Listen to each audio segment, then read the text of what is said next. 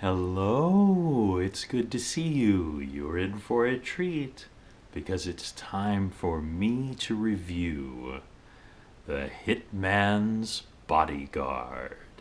Now, I wasn't planning on going to see this movie, but I've been trying out Movie Pass. Now, they haven't paid me to say this, though Movie Pass, if you're listening, you can get in touch with me and pay me to say this.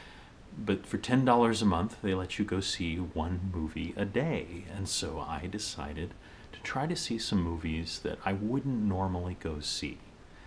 And since I didn't want to see Nut Job 2, decided to go see Hitman's Bodyguard.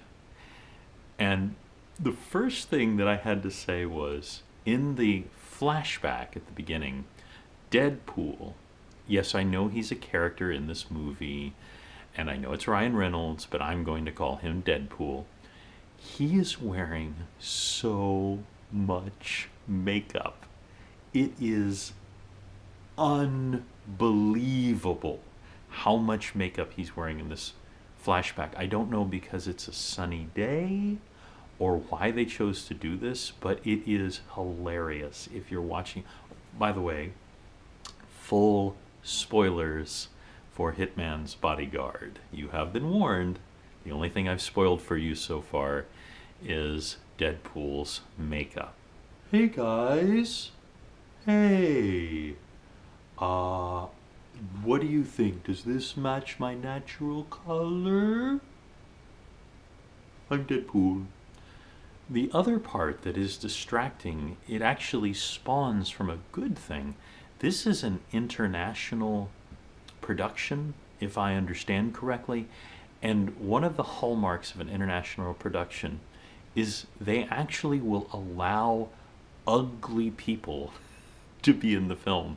You do not realize how much Hollywood has a fetish for beautiful people until you see an international film.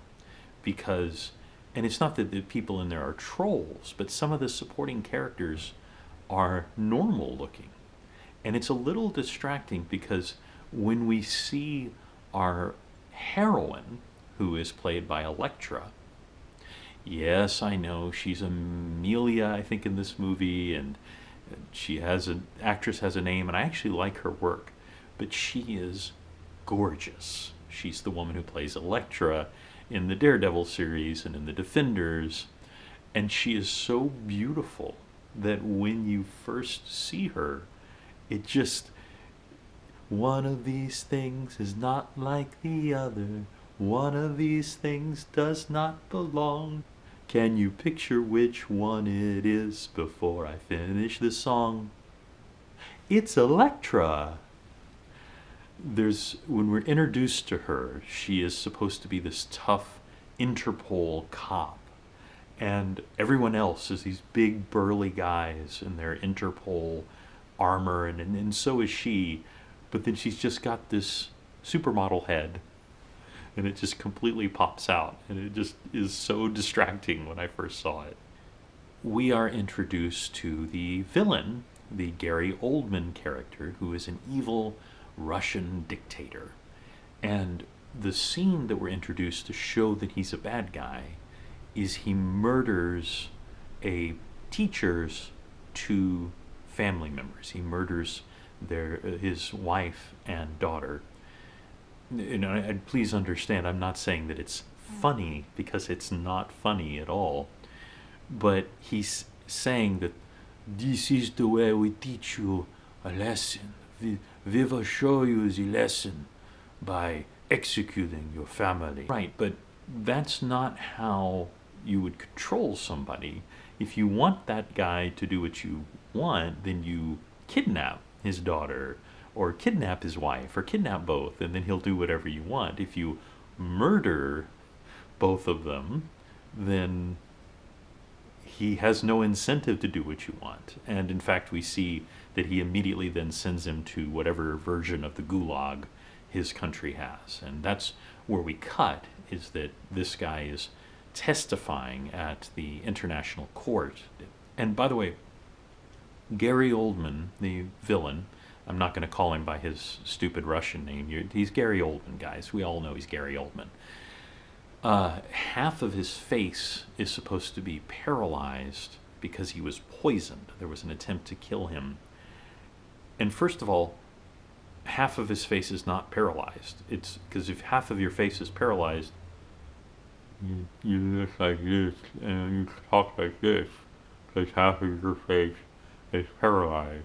I'm Gary Oldman. I was Commissioner Gordon in Batman, and also I was a Batman in Dracula, where I turned into a big bat man. Batman. But I feel like there was a part cut out where they maybe show that happen, because what then happens is we see Gary Oldman wearing just terrible makeup on one side of his face, and he's the villain. Like, I don't care that half of his face is scarred. That's like every villain ever. I don't understand why that choice. Was this really necessary? The only reason that I can think of was that there was something in the movie about it and that it got cut out. Possibly the fact that the themes of the movie is about a bodyguard versus a hitman, and so they were trying to maybe do something about a bodyguard not doing his job. But at any rate, it got cut, and he ended up with silly bubble wrap on one side of his face. Now, where Deadpool and Samuel L. Jackson, and Samuel L. Jackson doesn't get a character name. Samuel L. Jackson is Samuel L. Jackson, no matter what he's in. Where they intersect is he's the only one who has the dish. He has information that can put away this evil dictator, but everyone else who's tried has been murdered. There's clearly a mole in Interpol, and so Elektra brings in her ex-fiancé so that he can guard the Hitman. You following me? And that they can get him safely to testify. And it's fantastic because we're told that if he doesn't testify by 5 p.m. on a certain day, that the court will throw it out. And it's amazing the way this is held up as sacrosanct. That's not the way the real world works. Like, if this was happening in the real world and you found out that there was a witness, but there had been an attempt on his life, you wouldn't then go, well, I suppose they did try to kill him, and clearly it was the defendant who tried to kill him. But we did say 5 p.m., and I would really like to get some Buffalo Wild Wings. So, my hands are tied. It's almost held like a fairy contract, that if the 5 p.m. reaches. But of course, that's also movie logic. That's just the way things happen in movies. You set a time, you have to fulfill the time. If they ignore it, then the stakes have no meaning. But in the inevitable attempt on Samuel L. Jackson's life, he gets shot in the leg. And I actually like this. Not that I want Samuel L. Jackson to get shot in the leg. I'm terrified of the man. I'm sure he could kill me with one hand. But in movies, there's a rule. And the rule is, if you remove the bullet, then everything's fine. In this movie, they actually subvert that stereotype, that trope, if you will, by that's the reason that he needs a bodyguard, is because he's been injured. And even though he removes the bullet in a typical movie fashion of just digging it out, and they really play it for all it's worth, he's then partially incapacitated. And I actually really like that. That was a nice little bit, and gave us a good chance to see the whole reason for his existence. We find out that Samuel L. Jackson is absolutely devoted to his equally insane wife, played by Salma Hayek. I can never say her name right, I apologize. but she is delightful. I could do nothing but listen to her swear for hours. Now, this is a PG-13 YouTube channel, so I'm not going to do that, but it would probably sound like something like this. What are you talking about, you mother scratchers? You come in here and you said that you were going to release my husband, but then you don't. You bleeping arseholes. You big mother scratchers. You come in here and you say that you're going to release my husband, but then you aren't. You can go and bleep your own bleep holes. Come and find you. I am going to bleep out your bleeping bleep, and then I am going to bleep your mother's bleep, and right up her bleep. Now, if her cursing wasn't enough, this movie, the price of admission, would be worth Samuel Jackson's facial expressions. Oh, yes, Gaston. I'll take some Samuel L. Jackson, very perturbed.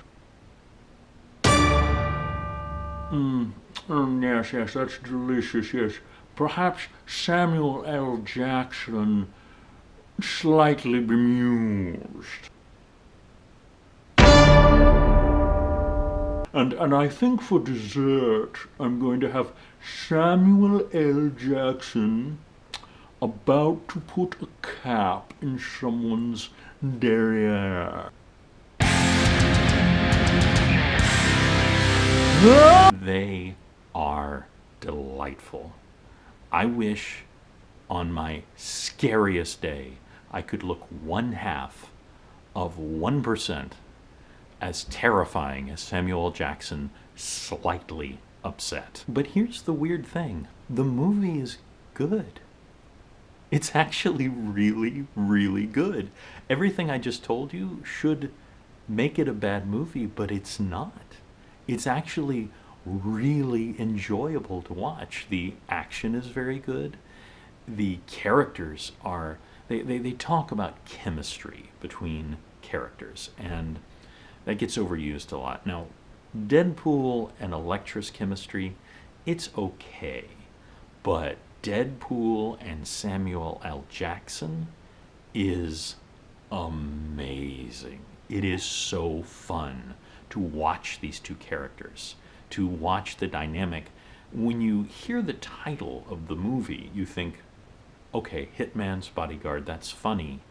But what doesn't occur to you is the fundamental difference. The fundamental difference of a hitman whose job is to murder people and a bodyguard whose job it is to keep people from being murdered. And they really do a great job playing off that. They do a great job that just because I'm sorry, I almost said Ryan Reynolds. I, of course, mean Deadpool. Even though he is clearly very, very competent, he's not a killer, or at least he's not a professional killer. And they show what a difference that is. And in fact, there is a scene when you finally get to see Samuel L. Jackson fully in his element. First of all, the torture scene is actually kind of hard to watch. It's actually pretty dramatic. They use a car battery in a most unsettling fashion. Why do you ask if my car battery is good? But it is so satisfying to watch Samuel L. Jackson be the professional killer that we've gotten hinted throughout the movie when you actually see him in action. It's pretty delightful. It's pretty fun. And those two just work off each other very well. And remember in the beginning, I said that there was no point to killing the wife and daughter of the first person, one of the first people we're introduced to. But man, they make it so satisfying to get that character to get to watch the evil Gary Oldman character get murdered. And even though it doesn't make any sense, and even though it's completely done to pander to you, man, it works. It's very satisfying when you get to see that. That's the kind of thing that I want to see in a simple action movie. So do I recommend Hitman's Bodyguard? Yes, yes I do. I don't know if you'll go watch it in the theater. I don't think it's doing very well, but catch it when you have a chance.